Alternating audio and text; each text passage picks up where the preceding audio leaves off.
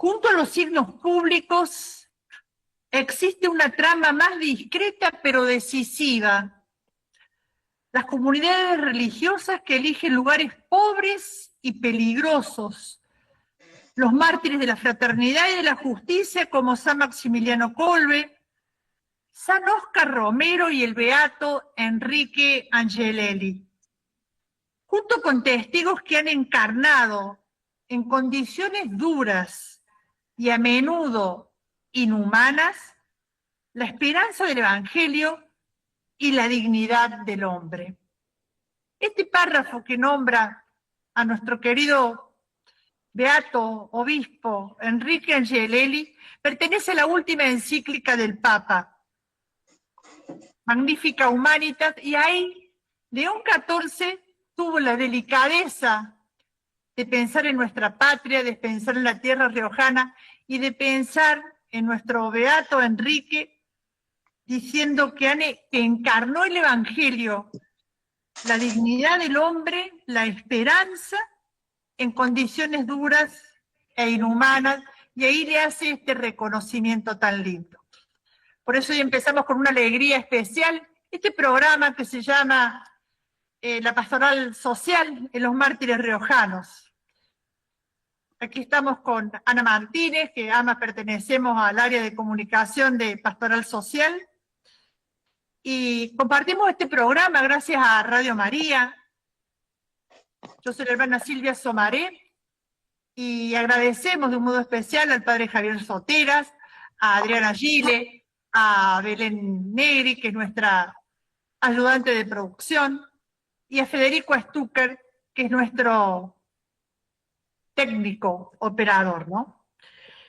Así que aquí estamos para vivir un nuevo programa de esto tan lindo que nos ofrece la Iglesia, que nos regala Dios y que es para todos, no solo los que estamos en la Iglesia, que es la Pastoral Social en los Mártires Riojanos, y hoy, bueno, el tema va a ser la justicia. Así que, Ana, aquí nos va a contar algo más. ¿Cómo estás, hermana? Buenas noches. Qué lindo empezar este programa escuchando ese fragmento de la nueva encíclica del Papa León que nombra a nuestro mártir Enrique Angelelli y que nos ilusiona, quizás al menos a mí me ilusiona y me da esperanza de poder pronto verlo en los altares como santo, ¿no?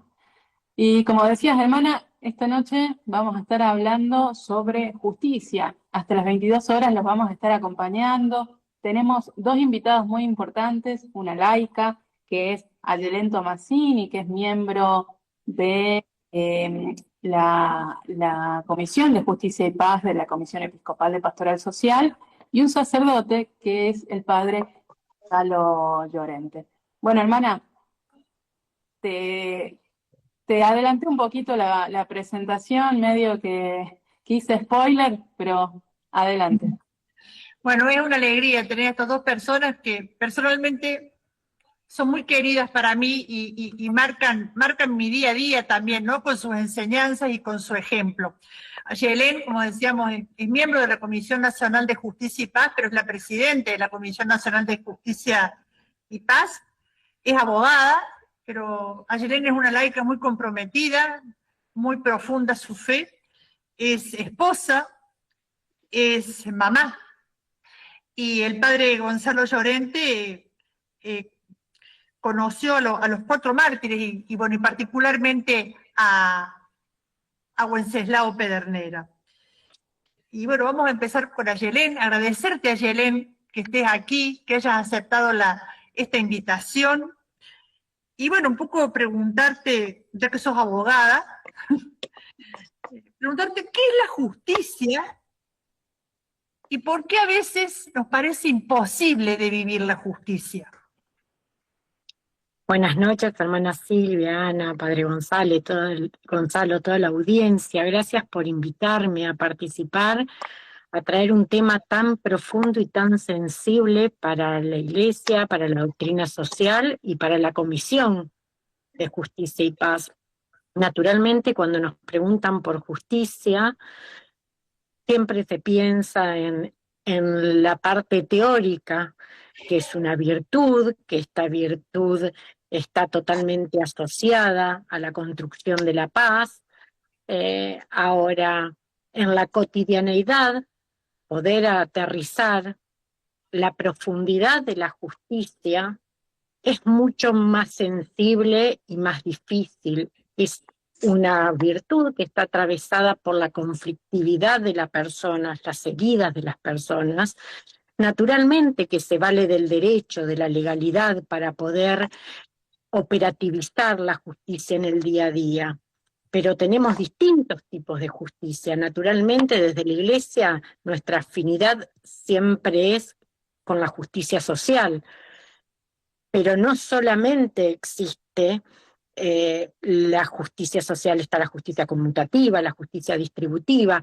Cada clasificación de justicia nos pone al hombre, a la persona, de qué manera puede custodiarse su dignidad.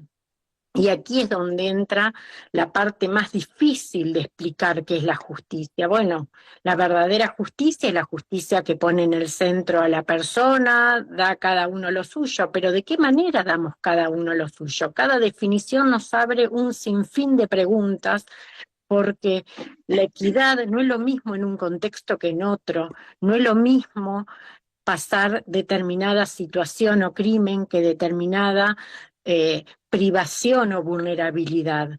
Por lo tanto, naturalmente uno busca dar una definición que es la justicia, pero si sobrevolamos las definiciones, los contenidos teóricos, entiendo que también, como han dicho los pontífices, es un vehículo para la caridad, es un vehículo esencialmente que acompaña la tradición de la Iglesia para la misericordia, para ver al hermano, para mirar cuáles son las heridas de nuestro tiempo. Y poder cultivar lo justo es un desafío permanente que nos pone en debate también en qué tipo de legislación tenemos, en qué tipo de procedimientos tenemos, qué tipo de responsables o funcionarios se hacen cargo también de poder traducir criterios justos a las realidades sociales. En definitiva, es una pregunta abierta que no es tan fácil de responder. Lo que sí es directamente proporcional, la justicia a la construcción de paz. Buenas noches, Ayelen. Bueno, nos habla esto de que la justicia es un vehículo para la caridad, de que custodia la dignidad.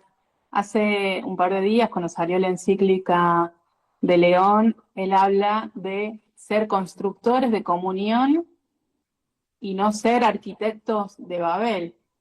Bueno, ¿cuáles son los caminos para vivir la justicia? Bueno, los caminos son múltiples, como tantas personas pueden existir en este mundo, pero también son múltiples los modos en que se puede violar este anhelo y esta sed de justicia. Es importantísimo poder identificar cuando la persona es un medio o es un fin para poder consagrar, si se quiere, una justicia operativa. Cuando nos distraemos, ¿sí? Y el hombre pasa a ser un medio, pasa a ser instrumentalizado, ya sea por la tecnología, ya sean por las ideologías, ya sean por los combates o los conflictos y las guerras mismas, ¿sí? Ahí estamos violando la sed de justicia. Cuando podemos poner a la dignidad la dignidad de la persona en el centro, también el ardor por sanar sus heridas, también la búsqueda de felicidad, bueno, nos vamos a encontrar que estamos construyendo el bien para la persona. O sea, la justicia también es la manera de ser constructores de bien común. No podemos pensar en un bien común sin justicia. Y estas dinámicas, si se quiere, son un termómetro de cómo construimos justicia y cuáles son los medios para construir justicia.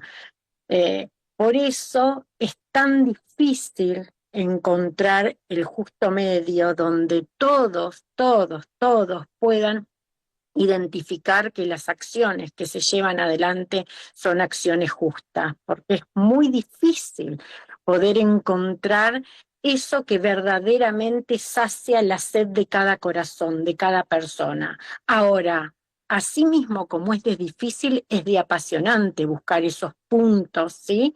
Para dar respuesta a esa sed, a ese anhelo entrañable desde las entrañas que tenemos como personas. Está muteada, hermana. Gracias por esta explicación exhaustiva y por, bueno, decirnos esto que por ahí muchos sentimos, ¿no? Que hay muchos caminos, pero también como por ahí ha dicho el Papa Francisco, la justicia es la base de la paz y la justicia debe tener como finalidad el bien común. Yo tuve el regalo de cubrir como periodista, como comunicadora, el juicio que se hizo hace 3 años para esclarecer el asesinato de Wenceslao Pedernera, uno de los 4 mártires. Ya se había hecho todo lo que era el juicio canónico, ya era beato, pero aún no se había hecho el juicio penal, digamos, ¿no? A 47 años de su muerte pudo realizarse. Y Wenceslao, cuando lo hieren para asesinarlo, él queda mal herido, y mal herido en el piso, su esposa cuenta, y también sus hijas, que eran chiquitas, que él dijo: perdonen, no odien, yo ya los perdoné. Y lo repitió por 3 veces, ¿no? Perdonen, no odien, yo ya los perdoné. Entonces por ahí nos preguntábamos, ¿no? ¿Cómo integrar estas palabras de Wenceslao con la sentencia a cadena perpetua que recibió el autor intelectual del asesinato de Wenceslao? O sea, no sé si me entienden, si me puedo explicar bien en esta pregunta. Por un lado, Wences dice: no odien, perdonen, yo ya perdoné. Pero por otro lado, se hizo un juicio en el cual el autor intelectual está condenado a cadena perpetua. Esta es una tensión que va al centro del ser cristianos, porque cuando Wenceslao dice no odien, entiendo que está siendo hasta su último suspiro fiel al Evangelio, al amar hasta que duela, para que el odio de los otros no tenga la última palabra. Entregó su vida y está también dando una muestra de perdón en el extremo, porque también hay que poder diferenciar lo que es justicia de la sed de venganza. Esto no quiere decir que no había que someter a juicio, y bien civilmente se ha hecho, a la responsabilidad que implica las acciones. O sea, todas nuestras acciones tienen consecuencias y no por eso tienen que quedar exentas de la revisión de la autoridad, ver en qué se han ajustado y en qué cosas no se han ajustado a derecho, y eso naturalmente da una sentencia en el plano humano, que también es vehículo o herramienta para nuestra memoria, porque naturalmente el conflicto existió, y al conflicto hay que abordarlo, hay que reconocerlo. En algún punto, aunque nos duela, también hay que abrazarlo, y abrazarlo muchas veces implica someterse a estos procedimientos dolorosos, porque hay que pasar nuevamente el corazón recordando para quienes han sobrevivido el dolor, ¿sí? Pero a su vez identificar que lo que se debe remediar en este plano, ¿sí?, tiene una cuota de mirada al cielo, de mirada a Dios? ¿Me quedo en el perdón o en la venganza? ¿Busco la reparación para que realmente también el juicio tenga su valor educativo, su valor formativo en lo que se debe hacer y lo que no se debe hacer? Bueno, como cristianos también tenemos que ir detrás de la búsqueda de la verdad para poder poner claridad a nuestro tiempo qué está bien y qué no. Ahora, eso no nos priva también de lo que es nuestro vivir de la fe en el martirio, para que verdaderamente triunfe el amor. Esto sé que dicho suena muy romántico y nosotros contándolo desde una pantalla, sin duda suena hasta de película, pero que verdaderamente quienes han vivido el martirio y han entregado su sangre por la cruz de Cristo, lo han vivido hasta el tuétano, y por eso hoy la Iglesia lo recoge desde una encíclica hasta en esta catequesis que estamos viviendo en este programa, hermana. Bueno, recordarles un poco a los oyentes y agradecerte en esto, que estamos en Radio María, en este programa que se llama La Pastoral Social en los Mártires Riojanos, y hoy estamos hablando de la justicia. Estamos hablando de la justicia y, bueno, aprovecho para incorporar a esto que estábamos hablando, que en el juicio de Wenceslao, la Iglesia riojana figuró también como querellante. Entonces, vamos más al hueso, Ayelen. ¿Por qué no es una contradicción estos procesos judiciales, estos procesos legales, con la justicia del Evangelio, con el amor o con vivir el Evangelio mismo? Y porque naturalmente la paz se nutre de la justicia. Y es importante, ¿sí?, poder tener instancias, ¿sí?, donde el mal sea condenado, ¿sí? Podamos construir una comunidad que identifica que hubo algo que estuvo muy mal y que es condenable, ¿sí? Ahora, el lado B, si se quiere, de la justicia, también es el perdón, ¿sí? Y aquí es donde aparece todo lo valioso que tiene el ser cristiano al momento de ejercitar nuestra sed de justicia.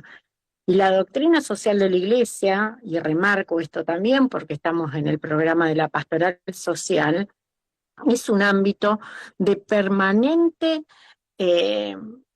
recordar y formar en esta necesidad, ¿sí? Y lo que implica denunciar situaciones muchas veces que requieren la reparación del daño, ¿sí?, o que requieren la mediación inmediata de operadores de justicia, bien, pero no por eso se deja de anunciar que ante la debilidad de lo que ha representado una acción dañina para la sociedad, también tenemos que tener la capacidad de vencer ese mal con una actitud de benevolencia. La benevolencia también es, si se quiere, una prima hermana de la justicia. Y aquí yo un poco como para concluir tu presencia en este programa, que te volvemos a agradecer porque sabemos que está tu madre que ha venido de Entre Ríos a visitarte, y bueno, te hemos robado a tu madre un ratito. Vos como presidente de la Comisión Justicia y Paz, de la cual también tengo el regalo de formar parte y de compartir con vos y aprender muchísimo de los demás miembros, contanos un poquito para qué está y qué hace la Comisión Nacional de Justicia y Paz. Bueno, la Comisión Nacional de Justicia y Paz está íntimamente vinculada a la pastoral social. De hecho, trabajamos en conjunto. Busca promover permanentemente la cultura del encuentro para ser forjadores justamente de justicia y paz a nivel social. Es una comisión integrada en su mayoría por laicos, aunque también tenemos religiosa como la hermana Silvia. donde se abordan distintas problemáticas, se estudian, y naturalmente estamos al servicio también de lo que puedan requerir los obispos en función de términos de coyuntura, con una mirada muy, muy desde lo laical, muy desde la dinámica de las tensiones laicales. Naturalmente está inspirada en el magisterio social de la Iglesia, es permanentemente buscar tender puentes, buscar el diálogo, la amistad social, también poder contribuir a debates serios, pero fraternos, donde se pueda promocionar también la paz. En la última encíclica, también León rescata el valor de las comisiones de justicia y paz y su rol, si se quiere, también de facilitador en el diálogo para aterrizar problemáticas que son difíciles muchas veces de mirar, y desde una manera integrada, también escuchando a quienes por ahí no forman parte de la Iglesia, ¿sí? Escuchando al diferente. Esencialmente es un espacio ideal para cultivar la amistad social, lejos de ser todos similares en el pensar. Al momento de debatir los temas, muchas veces hay debates calurosos, hablamos del diálogo, pero bueno, muchas veces empezamos por casa, en la dificultad de escucharnos, ¿sí? Eh, es un ejercicio sumamente interesante para hacer lectura de la vida social y cómo nuestra vida social, enmarcada en la realidad de la Iglesia, eh, puede ser iluminada desde el compromiso laical, con el acompañamiento de, en este caso es de Monseñor Braida, presidente de CEPAS, pero también de otros obispos, y nosotros al servicio también de lo que ellos requieran de nuestra apostolado, la comisión. Ayelen, decías algo muy lindo, esto de ser forjadores de justicia, y además nos contabas de que la mayoría de quienes integran la comisión son laicos. ¿Cuál es la riqueza que los laicos pueden aportar a la Iglesia desde sus lugares, ¿no? Desde los ámbitos que habitan y específicamente para esta comisión y para la Comisión Episcopal de Pastoral Social? Y objetivamente se me viene rápido a dar respuesta que estamos ante una crisis muy fuerte que hunde sus raíces, esto ya nos lo decía también el magisterio de la Iglesia, en el corazón humano, ¿sí? Pero bueno, el corazón humano está situado en distintas realidades temporales. Y ahí los laicos tenemos un desafío, una tensión muy fuerte, porque nada de lo que pasa en el mundo social es ajeno, y eso entiendo que es un complemento muy fuerte para poder caminar juntos, y más en este tiempo donde se ha abierto tanto a la sinodalidad. Por lo tanto, poder participar con mucha autenticidad de cuáles son los desafíos, anhelos, ardores, dolores de este tiempo, entiendo que es magnífica la riqueza. Siempre con un corazón y una escucha atenta, y ahí también es un ejercicio. Son espacios también que nos demandan una gimnasia de mucho despojo. No es fácil, pero sí, si somos dóciles a la providencia, bueno, el corazón se deja moldear en la exigencia del tiempo para poder dar respuesta. Bueno, ya despidiéndote, Ayelen, puedo dar fe que en esa comisión es de lo más variopinta, con diferentes temáticas, diferentes problemáticas, diferentes procedencias, vocaciones. Puede decirse que es una una comisión que es un pedacito de sinodalidad. Y bueno, agradecerte tu presencia, Yelena, acá, comprometernos a rezarnos por vos, a rezar por vos y bueno, y también en este trabajo de vivir día a día la justicia que es presentada también como una virtud y como este caminito a la paz y al bien común y de que es posible vivirla. Muchísimas gracias, hermana.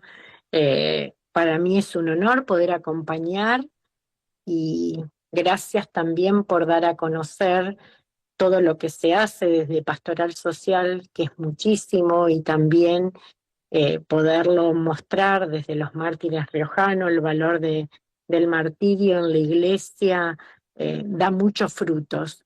Y bueno, en este caso tenemos situaciones que han costado la vida. También están los martirios cotidianos, que muchas veces en las parroquias, en las misiones, bueno, entiendo que después eso le corresponde más al padre Gonzalo, también hacen a la fecundidad del tejer justicia.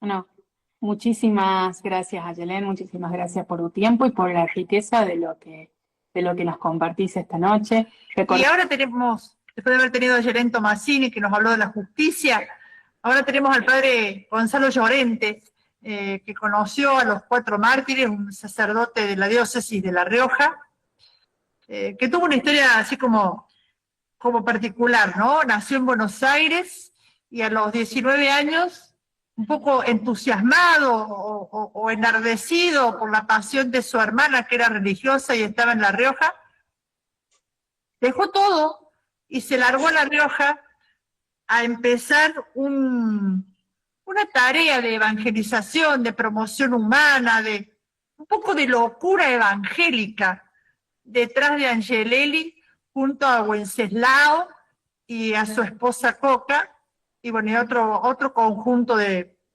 laicos, ¿no? Ellos compartieron sus sueños, después el padre, bueno, Gonzalo decidió ser sacerdote, y ahora es párroco de Ulapes, una población que está en la periferia de la diócesis de La Rioja, casi en el límite con San Luis, en el medio de los llanos riojanos.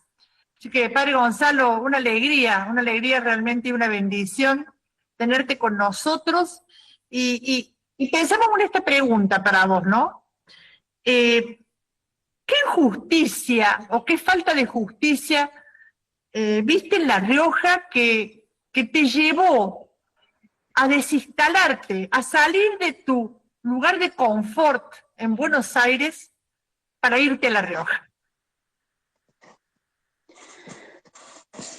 Bueno, en primer lugar, buenas noches, hermana. Un gusto de compartir este momento. Y también a Ana Laura. Y buenas noches a toda la audiencia de ustedes, que es mucha y diversa. Todo el país me parece que están.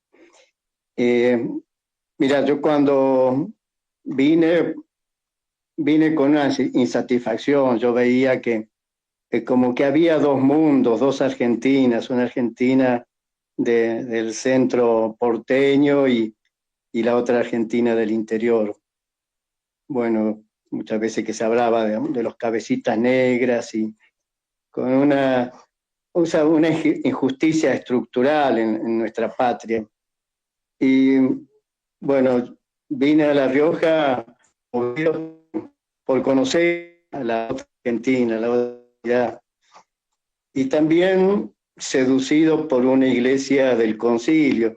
Estaba toda la efervescencia del concilio y con ese, ¿cómo se llama?, giro copernicano, como llamamos, de una iglesia como lugar de salvación autorreferencial a una iglesia servidora del reino, servidora de la vida, y que en realidad mis padres, que pertenecían a un sector acomodado en Buenos Aires, pero tenían una conciencia social gracias a esa iglesia, sacerdotes, también en la parroquia donde iban mis padres, iba el padre Carlos Mujica, planteando otra mirada de nuestro pueblo, y también pegando un grito sobre las injusticias que clamaban al cielo.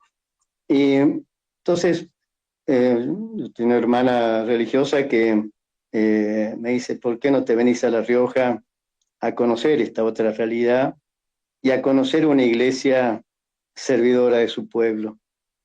Bueno, cuando llegué a La Rioja y conocí primero a Monseñor Leli, porque vine y después me volví y después ya vine a quedarme.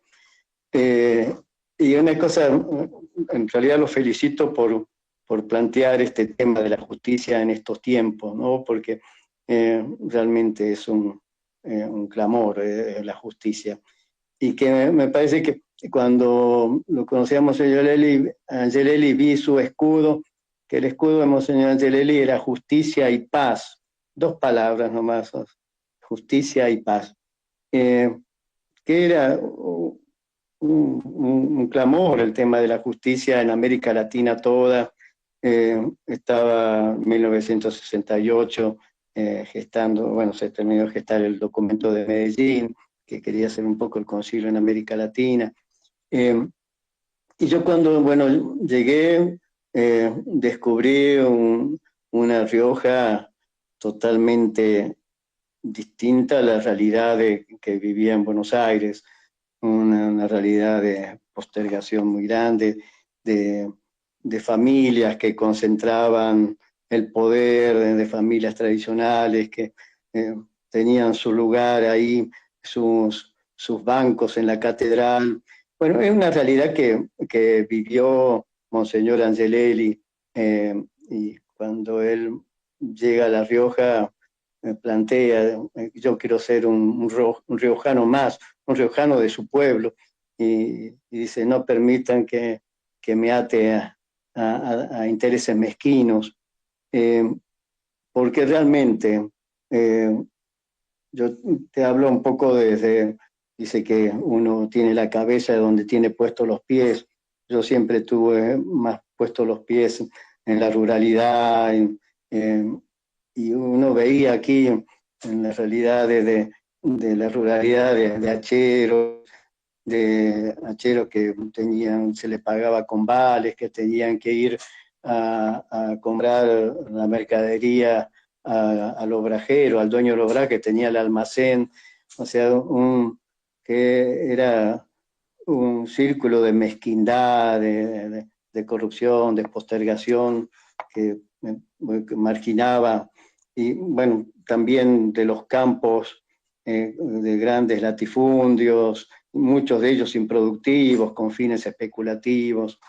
En ese tiempo los riojanos, el 40% de los riojanos se iban a Buenos Aires, las riojanas especialmente, se iban a Buenos Aires a trabajar de empleada doméstica. Todo esto incluso en los poemas de Monseñor Angelelli los expresa claramente, esa realidad. Bueno, apenas tenían unas vaquitas, los puesteros, los que tenían allí, vivían en el interior de los llanos, sufriendo la sequía. Realmente un pueblo realmente postergado, dejado de la mano de Dios, aunque realmente eran los preferidos de Dios, ¿no es cierto? Uno podría decir. Y esto bueno, lo fui descubriendo, pero fui descubriendo una iglesia servidora de la justicia, servidora de la construcción del reino aquí en medio, denunciando atropellos. Cuando yo llegué, bueno, ya habían expresiones muy claras de la iglesia. Yo llegué aquí en el 74 y Monseñor Angelelli en el 68. Lo primero que hizo Monseñor Angelelli fue una actitud muy, muy linda de poner el oído en su pueblo, en la realidad de su pueblo, e invitó a la iglesia toda a poner el oído en la realidad de su pueblo, en discernir ver cómo era la vida de su pueblo y las estructuras de pecado que generaban, o sea, la concentración del agua, la concentración de la tierra en pocas manos. Y eso hubo un gran documento de los llanos, dice Los llanos hablan, donde presentan toda esta situación de postergación, esta situación de injusticia de riojanos que acaparaban la tierra, que acaparaban el agua, tanto que Monseñor Angelelli dice, aquí en La Rioja, hablando de una iglesia del territorio, una iglesia local, dice, aquí en La Rioja el agua es para todos, la tierra es para todos, en el sentido del destino universal de los bienes, aquí en La Rioja, no de algunos solamente. Y bueno, todas estas denuncias de acaparamiento, de dejar a su pueblo marginado, toda esta denuncia fue lo que les fue costando después la persecución. Y lo interesante es que para construir la justicia y construir el bien común, Monseñor Angelelli fue como invitando a organizarse a su pueblo, con distintos servicios. Con respecto a la ruralidad, invitó a Carlos y Rafael, dos militantes del Movimiento Rural de Acción Católica, en un principio, después fue Movimiento Rural Diocesano, pero a incorporarse en la pastoral riojana y en la pastoral de la ruralidad. Y allí después vino Güense también a incorporarse en ese proyecto, que era la respuesta que quería hacer de la construcción del reino, del bien común, aquí en La Rioja, planteando un poco la realidad de postergación del campesinado y tratando de integrarlo y de compartir los bienes, de la distribución de la riqueza, no solamente de algunos, por algunos y excluir a la mayoría de esa mesa, ¿no es cierto?, de esa mesa de los riojanos. Padre. Fue un poco lo que... Sí. Buenas noches, ¿qué tal? Sí. Bueno, usted, como los mártires, tomaron contacto con La Rioja, vieron las noticias que se vivían. ¿Cómo se introducieron los mártires? ¿Cuáles fueron las acciones concretas que ellos hicieron para empezar a transformar esas injusticias en justicias? Sí, yo creo que los mártires de Nuestra Rioja son mártires por defender la justicia, ¿no es cierto? Porque hay otros mártires que son por defender la doctrina, pero nuestros mártires han sido martirizados por denunciar la injusticia, denunciar los atropellos, denunciar la opresión del hermano, ¿cierto? Fueron ellos los que se fueron incorporando, y por eso se fueron incorporando con propuestas concretas, con propuestas organizativas.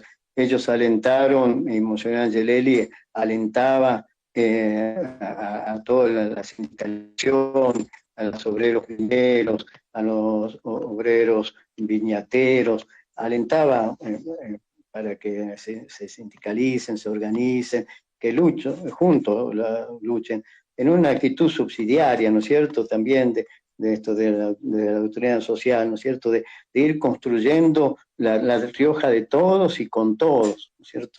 O sea, alentó todo lo que era en los barrios, las organizaciones de los vecinos, los trabajos comunitarios. Él iba a acompañar, a alentar, su presencia animaba a las mujeres que hacían ferias de empanadas para arreglar una casita, y así animaba todo lo que era organizativo. Incluso decía, hagan el grupo, aunque sea el de la remolacha, por decir algo. Ellos decían, le decíamos ayer, aunque sea el grupo de la remolacha, pero júntense, ¿no?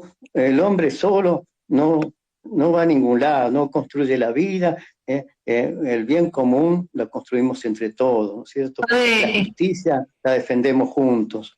Padre, era un poco lo que dice Francisco, ¿no? Nadie se salva solo.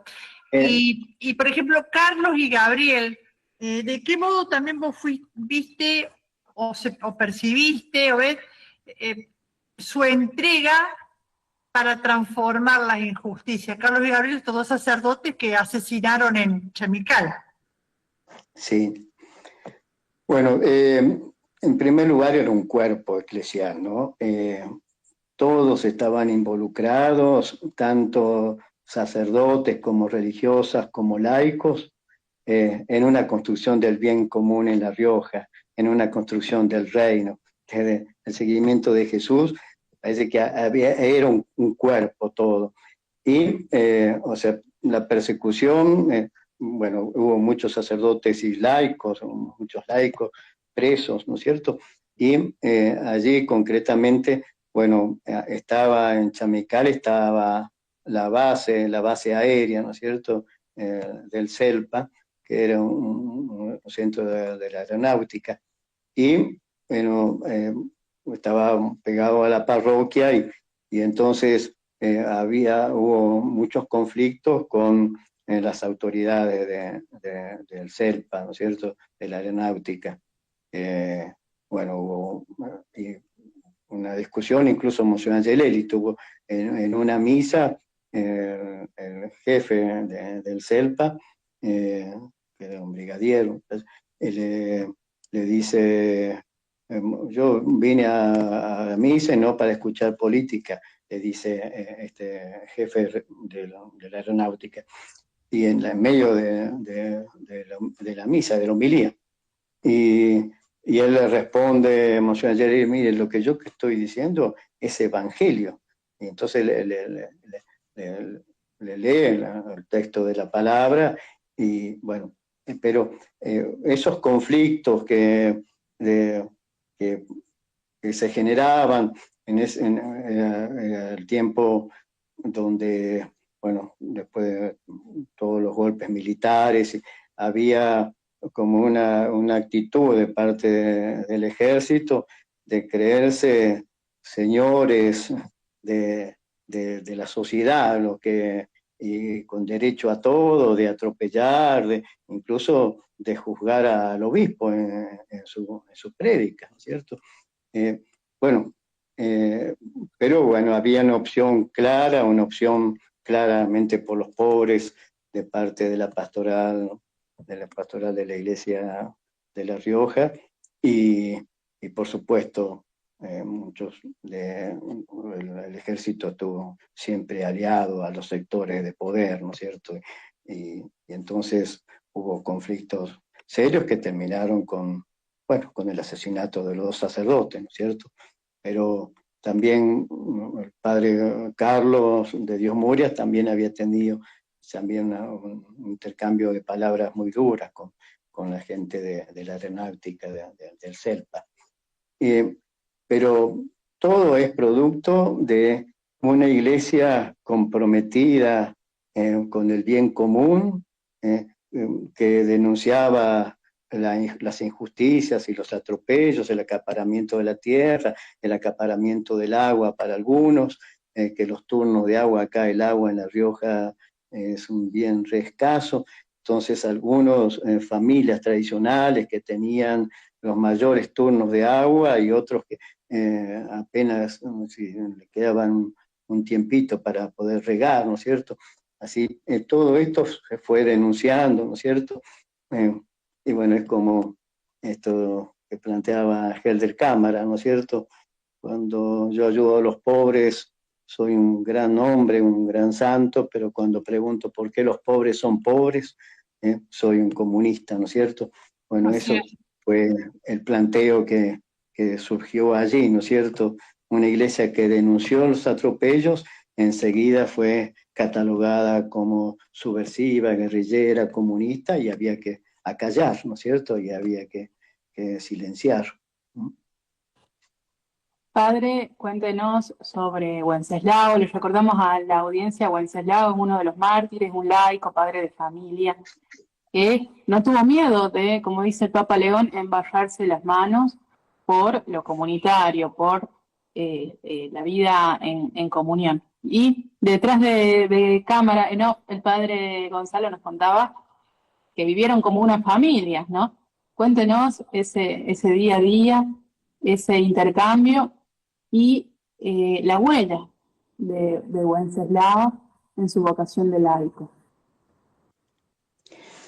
Sí, bueno, la verdad que a mí una de las cosas que me admira de Güense, de Coca, las hijas eran chiquitas, pero especialmente de Güense, de Coca, su compromiso evangélico con los hermanos campesinos.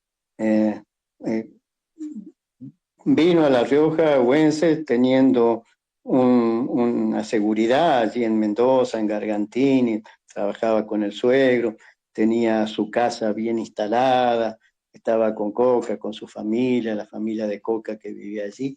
Dejaron todo por venirse a este proyecto eclesial donde se prometía a trabajar junto a otros hermanos por la dignidad del campesino, ¿no es cierto?, del agricultor familiar del campo, y un poco ir construyendo una Rioja donde la tierra sea para el que la trabaja, como en ese tiempo se expresaba claramente, ¿no es cierto?, no con fines especulativos, no con fines solamente de privilegios, sino para el trabajador rural, para la familia campesina y para producir para los pueblos, ¿no es cierto? Pero Güense se ve aquí por ese espíritu de Jesús, ¿no es cierto? El espíritu del reino, de venir a llegar a una parcela que estaba en el medio del monte, cerca de Vichigasta, se llamaba La Buena Estrella, y tenía el baño, no tenía techo, la casa tenía techos de chapa, era al medio de la intemperie, pero con todo el sueño de vivir un proyecto para la vida de todos, para el bien de sus hermanos campesinos, de sus hermanos rurales. Yo lo conocía a él como el hombre justo, realmente lo justo, y era un hombre de gran serenidad, de mucha paz, de pocas palabras, pero de un gran compromiso y con una tosudez por el proyecto. Incluso a veces, bueno, yo recién estaba aprendiendo, y me acuerdo que sembrábamos zapallos y sandías y melones para vender ahí en Chilecito y poder mantenernos. Y nos venían los vientos ondas, nos quemaba todo, había que resembrar todo. Y él es el que siempre alentaba y animaba y nos dice, vamos. Y en ese tiempo Carlos y Rafa, que eran los dos, que un poco fueron los que comenzaron la experiencia, que era una propuesta de una precooperativa, una formación de una cooperativa. Allí ellos tenían muchos compromisos a nivel latinoamericano, así que no estábamos nosotros, pero se lo notaba un hombre de una gran firmeza en su proyecto de vida comunitario con los otros, gozando de la siembra, de su relación, lo que uno admira del hombre del campo y de las familias rurales, sus relaciones, su relación con la tierra, con nosotros como hermanos, en la relación con el Dios de la vida, el Dios de la fecundidad y que nos acompaña.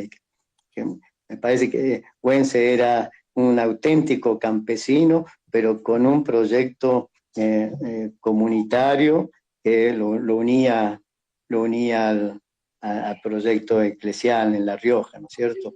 Él vino entusiasmado. ¿Y sí. qué? O sea, hemos hablado de la justicia. ¿Qué justicias ves que siguen existiendo y nosotros como llamados a